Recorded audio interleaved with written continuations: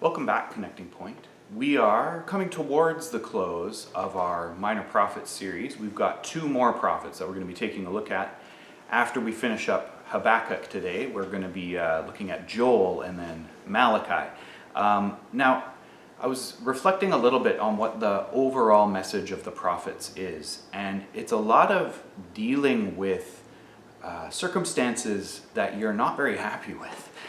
Which is an interesting thing that we would have such a large section of the Bible that is thinking about that question. So as we opened up Habakkuk last week with chapters 1 and 2, Doug was pointing out this remarkable picture of Habakkuk hearing from God that God is raising up the hated Babylonians, a wicked people who worshipped their own power and their ability to do violence to take what they wanted from other groups, and they were going to be the ones who were going to come in and execute God's judgment on Judah. Habakkuk then goes to wait on this watchtower to hear from the Lord. What could possibly be your reason for this, God? And then we learn about this vision that Habakkuk has of 5 woes that are going to be visited upon Babylon. Not just to the specific Babylon of his day, but to all of the Babylons that would come after. We've got this kind of eschatological zoom out that Habakkuk experiences. Still though, as we read his prayer in response this week, I think one of the things that we're going to be seeing is the thinking of a godly man who is dealing with disappointment. He's been given his broader perspective that Babylon will be judged, but it doesn't do anything to change the immediate circumstances. They're going to judge Judah. So I want to open us up with this table talk question. How do you tend to deal with disappointment? Or do you get angry? Do you blame? Do you fall into depression, despair? Take a couple moments to think about maybe what your tendencies are with your disappointments in life.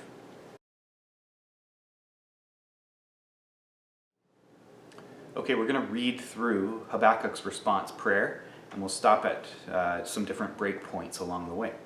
A prayer of Habakkuk the prophet according to Shigionoth. O Lord, I have heard the report of you, and your work, O Lord, do I fear. In the midst of the years, revive it. In the midst of the years, make it known. In wrath, remember mercy. So verse 2 of Habakkuk acts as a bit of a theme verse for the whole poem that Habakkuk's about to write. He's upset about the judgment that God is promised to Judah by the hand of the Babylonians, and so as an act of faith, Habakkuk is actually going to jog his own memory about the way that the Lord has come through for the Israelites before. Habakkuk is sort of acknowledging both that God is in the right to judge Judah, and he's also hoping that God is going to relent and to fight on behalf of Judah again, to remember mercy amid the wrath that is deserved. Okay, so we're going to turn into the main body of the poem now, and Habakkuk's poem kind of comes in 3 parts, and it's all very psalm feeling when you read through it, and they focus on how God has expressed his wrath on behalf of Israel throughout the generations, and then we have a tag at the end that is kind of Habakkuk's personal response to the rundown memory lane that he's going on. Something curious that I learned when going through this poem is that this interesting word Selah that is found in many of the psalms and poems of the Old Testament is used here in Habakkuk 3, and it actually denotes a title or like a beginning of a section. So when you see Selah, like I'd always kind of thought, like we know it doesn't really, we're not really sure of what the meaning is, but I'd always kind of took it to be like a pause or a break or something like that. But here we actually have these selahs that seem to be kind of setting up the different sections of this poem. So let's read through. We're going to read verses 3 to 8. God came from Teman, and the Holy One from Mount Paran, Selah. His splendor covered the heavens, and the earth was full of his praise. His brightness was like the light.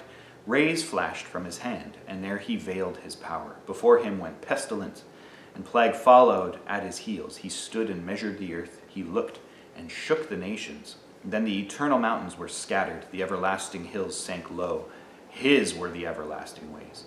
I saw the tents of Cushan in affliction. The curtains of the land of Midian did tremble. Was your wrath against the rivers, O Lord? Was your anger against the rivers, or your indignation against the sea, when you rode on your horses, on your chariot of salvation? So here we have Habakkuk using mostly the third person to describe God's use of the elements in judgment of Israel's enemies. And there's a handful of different episodes that you might think back to from your Old Testament knowledge. Habakkuk seems to be invoking all these different things. So you can think about the Exodus, of course, right? This location that's mentioned at the beginning of our section is to the south and kind of the main part of Israel. And it's close to where God would have first met with Israel at Sinai. You also get pestilence mentioned, which is included in at least 2 of those plagues on the Egyptians, and not to mention that you have the clouds, fire, darkness, and the sea, all used to deliver Israel from the pursuing Egyptian army. So of course the Exodus is this, kind of the thing that all of God's future judgments kind of harken back to. So, but if you're thinking about other things, we have earthquakes happening, and this might make you think of Joshua's fight at Jericho, where God uses a trumpet-triggered earthquake, it seems, to topple the city's walls. You have floods being used, and you might think about Judges 4 and 5, where God uses a torrential rain to help Deborah and Barak win their fight with one of the Canaanite groups. You might also think about 1 Samuel 7, where God uses a thunderstorm to frighten the Philistines before Samuel and the Israelite army goes and defeats a group of Philistines. You might also think about 2 Kings 18 and 19, which would have been closer to Habakkuk's living memory, where Hezekiah prays against the Assyrian army who is outside the city walls of Jerusalem, and God smites the Assyrians with a plague and strikes thousands of them down, it seems. And so we have Habakkuk kind of thinking about God's wrath, and it's pointed northwards, it seems, as well, to where the Babylonians will be coming from. And as God walks up towards Babylon, dealing with his enemy in Habakkuk's vision here, his wrath is so strong, his might is so irresistible that the Cushan and Midianite peoples, who God would just be passing by, kind of off to the sides in his coming forth, are trembling anyhow. And in the wording in verse 8, Habakkuk uses this rhetorical question to point to the Lord's use of the rivers and the seas particularly, rather than his wrath against them. So that whole thing, was your wrath against the rivers, O Lord? No, it's not against the rivers. His wrath is against the enemies of God. It's against injustice. So even these primordial chaotic elements, right, the rivers and the sea, are trained to God's purpose. God rides upon the seas on his chariot of salvation, right? This is a way of God conquering death or conquering chaos, right? And as we switch perspectives there in verses 7 and 8, you see Habakkuk is kind of longing for this kind of intervention now before Judah is ruined by the ascendant and arrogant Babylonians. And so it marks also this shift in perspective as we move into the next section, which continues this exploration. So let's read through verses 9 to 13. You stripped the sheath from your bow, calling for many arrows, Selah. You split the earth with rivers. The mountains saw you and writhed. The raging waters swept on. The deep gave forth its voice. It lifted its hands on high. The sun and moon stood still in their place. At the light of your arrows as they sped, at the flash of your glittering spear, you marched through the earth in fury. You threshed the nations in anger. You went out for the salvation of your people, for the salvation of your anointed. It's interesting to me how Habakkuk is mixing creation language, right? Language that's invoking Genesis 1, where God raises the lands out of the chaos waters or whatever, those kinds of ideas. But they're mixed with this war-making language, right? You split the earth with rivers, right? So yes, it is a creative act to make the rivers, but it's also this rending, violent act too. God is shown here to be a God both of making and unmaking. But God's unmaking power is ultimately directed against, well, it's not ultimately directed against the nations, it's directed against the nations, who he unmakes, or as we see in verse 12, he threshes, just by walking through them. The nations, as you might recall from other Old Testament poetry like Psalm 2, are known as raging against God. They set themselves against godliness and submission to God's will and authority. They make up their own systems of abuse and injustice, like we read about last week, where Habakkuk talks about how the Babylonians worship their own strength and their ability to violently steal and take from the other nations. And the destiny of this corrupted way of thinking, this corrupted construction, right? This making, like the nations make a society for themselves, but it's not the right one. It's a society of injustice, and God's wrath gets pointed against this injustice. God is going to unmake the systems of corruption, and so God arms himself for the defense of his people and for the salvation of his anointed. And Habakkuk reminds us of that, and God of that as well. A term, this anointed term, is used either for Israel or for the king of Israel in particular, or for the Messiah in this more prophetic text, in this more prophetic milieu as the prophets continue to develop. So before we continue on to the end of the main part of the poem, I want to give you another table talk to think about some parallel literature that Habakkuk might have been drawing from as he's writing his poem here. So we're going to take a quick look at Psalm 77, which is a psalm of Asaph, who was one of David's chief musicians, most likely from the second half of his reign, or from kind of once he starts ruling and then carrying on through his reign. So this is about 350 or 400 years before Habakkuk is writing his poem. And of course, Asaph, you may recall, is a percussionist. He's one of his jobs is to play the cymbal. So I feel a lot of kinship with Asaph. Asaph is writing this reflection primarily on the Exodus, which had taken place something like 400 years before Asaph's life. So this is very interesting, rooting our hopes in our remembrance and in our history. So here is Psalm 77, it's from the ESV. I cry aloud to God, and he will hear me. In the day of my trouble, I seek the Lord. In the night, my hand is stretched out without wearying. My soul refuses to be comforted. When I remember God, I moan. When I meditate, my spirit faints. Selah. You hold my eyelids open. I am so troubled that I cannot speak. I consider the days of old, the years long ago. I said, let me remember my song in the night. Let me meditate in my heart. And then my spirit made a diligent search. Will the Lord spurn forever and never again be favorable? Has his steadfast love forever ceased? Are his promises at an end for all time? Has God forgotten to be gracious? Has he in anger shut up his compassion? Selah. And then I said, I will appeal to the years of the right hand of the Most High. I will remember the deeds of the Lord. Yes, I will remember your wonders of old. I will ponder all your work and meditate on your mighty deeds. Your way, O God, is holy. What God is great like our God? You're the God who works wonders. You have made known your might among the peoples. You with your arm redeemed your people, the children of Jacob and Joseph. Selah. When the waters saw you, O God, when the waters saw you, they were afraid. Indeed, the deep trembled. The clouds poured out water. The skies gave forth thunder. Your arrows flashed on every side. The crash of your thunder was in the whirlwind. Your lightnings lighted up the world. The earth trembled and shook. Your way was through the sea, your path through the great waters. Yet your footprints were unseen. You led your people like a flock by the hand of Moses and Aaron. All right, so here's a table talk question. Which of the themes in this poem most grabbed your attention as we read through it? If you want a few examples, you might think about the water or the remembering or some of the warfare imagery or maybe the how long question. Okay, let's carry on reading through the rest of the main part of Habakkuk's poem. So through verse 15. You crushed the head of the house of the wicked, laying him bare from thigh to neck, Selah.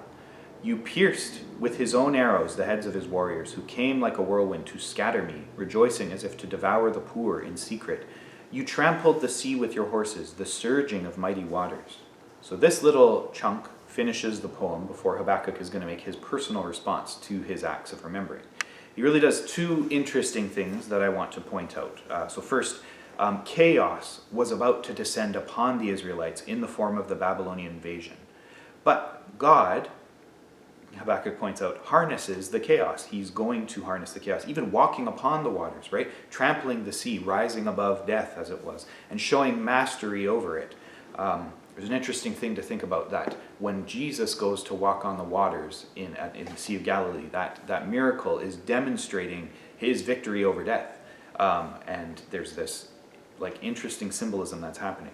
And so in second then, in that opening line of this section before the Selah, this idea of crushing the head of the house of the wicked is actually translated in the Greek Old Testament, in the Septuagint, as crushing the head of death, which is really interesting to think about, thinking about it in light of Genesis 3, where we have that promised response to the curse that the offspring of the woman is going to stomp upon the head of the serpent and destroy it. And then when you think about the victory of Jesus over the grave, which is the moment that we connect with Genesis 3, you see Habakkuk engaging in this cosmic discussion of how God is going to go about addressing the injustices ultimately.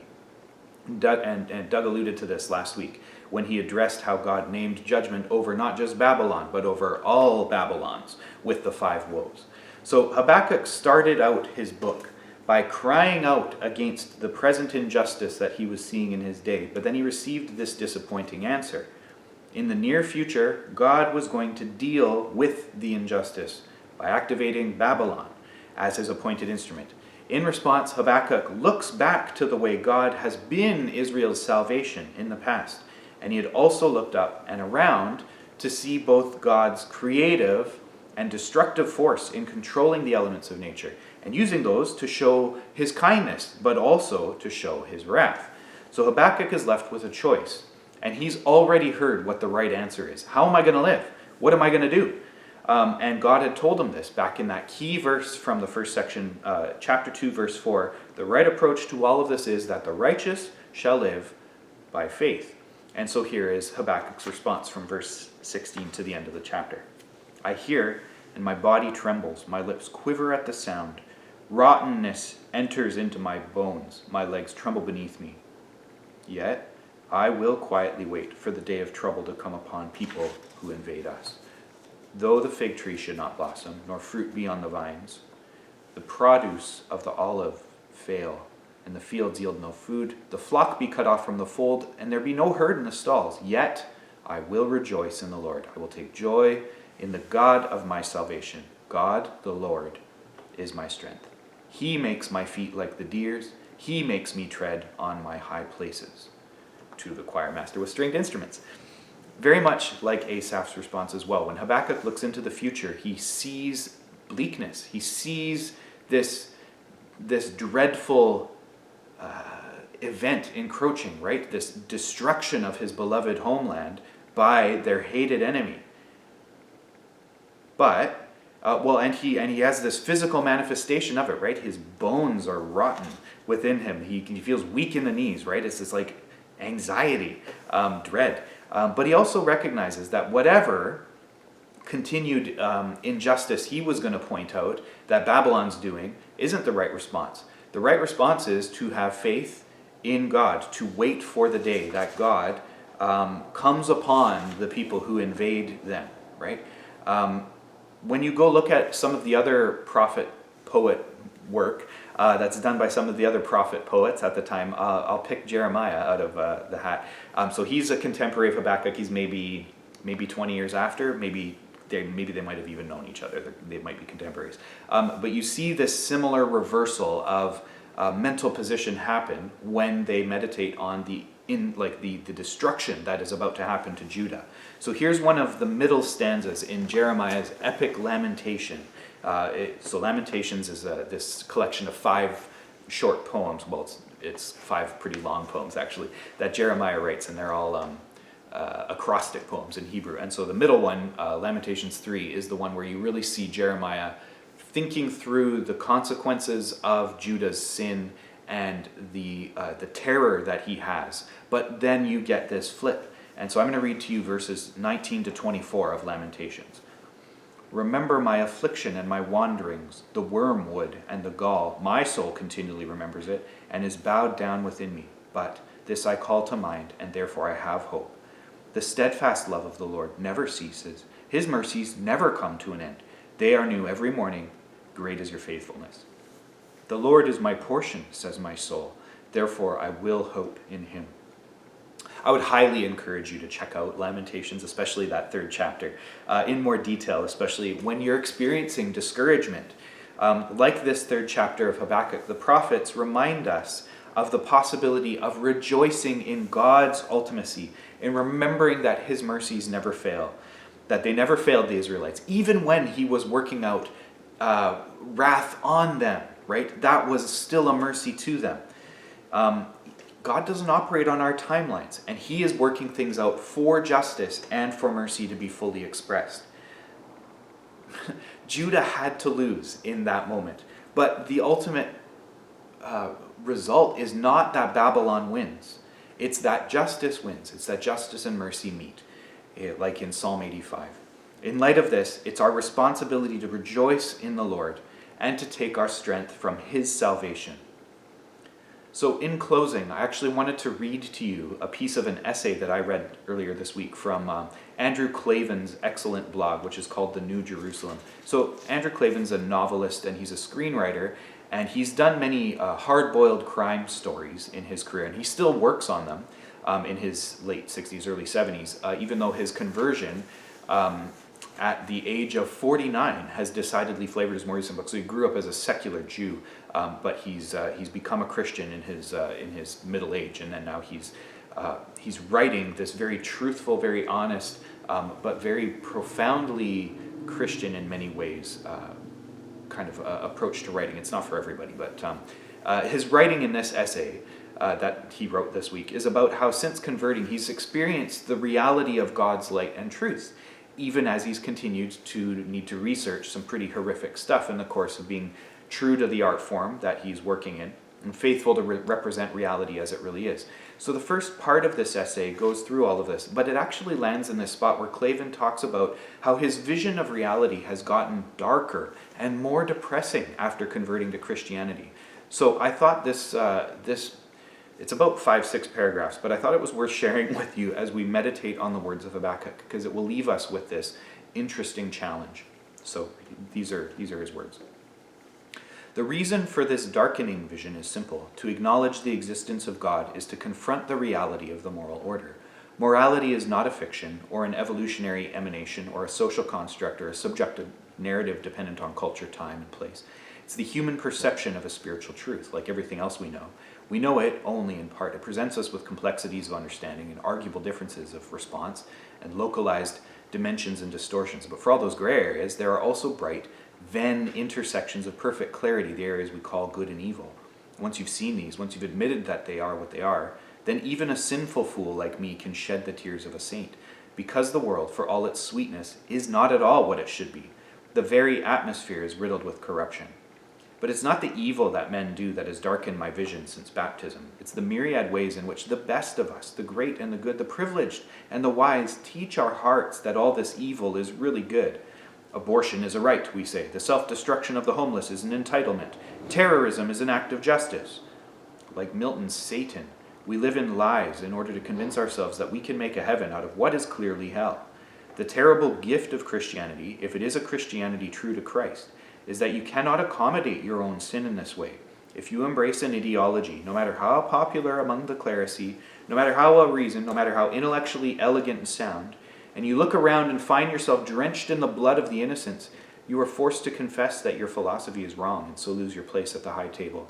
And if, like me, you're nonetheless living fat and happy in a fat and happy culture where the elites and intellectuals and artists and simply everyone who's anyone believe in that ideology, you cannot hide from yourself that you are living in a fallen world. Christianity is based on this dark vision. Christ's life is the fulfillment of the prophecy spoken by Glaucon in Plato's Republic, that if the best man should come into the world, the just man who prefers being good to seeming good, he will at last be seized by the unjust. In the heated defense of the ideologies that make them seem just to themselves, no doubt, he will be whipped and racked, bound and blinded, and finally crucified, Glaucon said. And this, the Gospels tell us, is exactly what happened. The Gospels don't end there, of course. They go on to describe a mighty resurrection and a glorious ascension unlike anything ever seen before or since. On these descriptions our faith depends. Still, I've seen more than a few Christians come to understand that the grim world of the Gospels, or that the Gospels describe, is indeed this world, our world. And often this realization has turned them sour inside. They become fearful that we're living in the last days. And maybe they are right. They become bitter and angry, that the crucifier still holds sway in the palaces of power. And often they're right about this too. They become so pessimistic they cannot tell the difference between a good day and a bad one, because every day takes place on the planet of our sins. And in a way, I suppose they are right again. They may be right, but are they following the call to rejoice in the Lord always, to rejoice evermore? How could they in a world of so much darkness? And yet, and this is me again talking, isn't that the call on us, to rejoice in the Lord even in this world of darkness? Habakkuk shows us the way. And so, here's our final tabletop question. How can you join with Habakkuk in rejoicing in the Lord evermore in this world of darkness? Take some time to talk about that, and we'll see you next week for the opening of Joel.